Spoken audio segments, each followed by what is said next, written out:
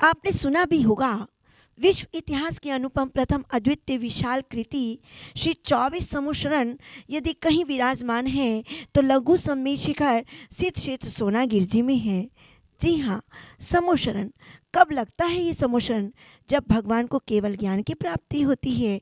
आप पंच कल्याणक देखते हैं, पंच कल्याणक में भी गर्भ जन्म तप ज्ञान और मोक्ष कल्याणक होता है, लेकिन जब भगवान को ज्ञान केवल ज्ञान होता है तब समोशन की रचना होती है।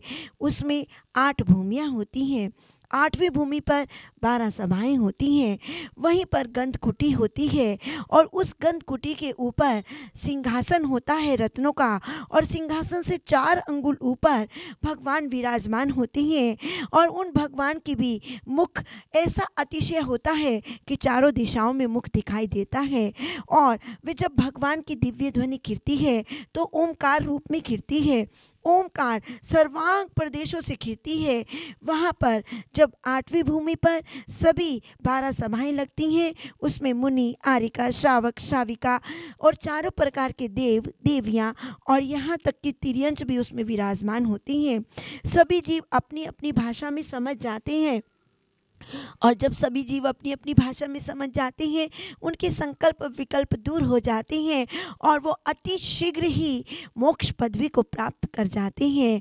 तो जी हाँ, ऐसे समोशरण में जब भगवान का नित्य नियम अभिषेक होता है, शांति धारा होती है, पूजन पाठ होता है, आप भले ही प्रत्यक्ष रूप में ना आए लेकिन परोक्ष रूप में भी अपने परिवार के द्वारा शांति धारा कराएं।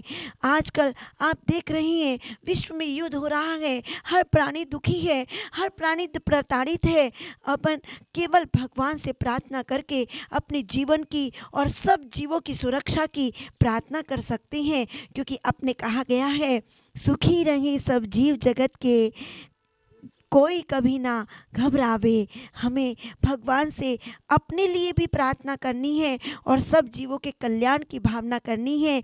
ये भगवान, और जितनी अपन भगवान के प्रति अपने कल्याण के प्रति भावना रखेंगे सब जीवों के प्रति, उतनी ही हमारी आत्मविशुद्धि बढ़ती जाएगी और एक दिन उसी भगवान के समोशरण में बैठ करके हम भी उनकी दिव्य ध्वनि सुन करके मोक्ष की प्राप्ति करेंगे।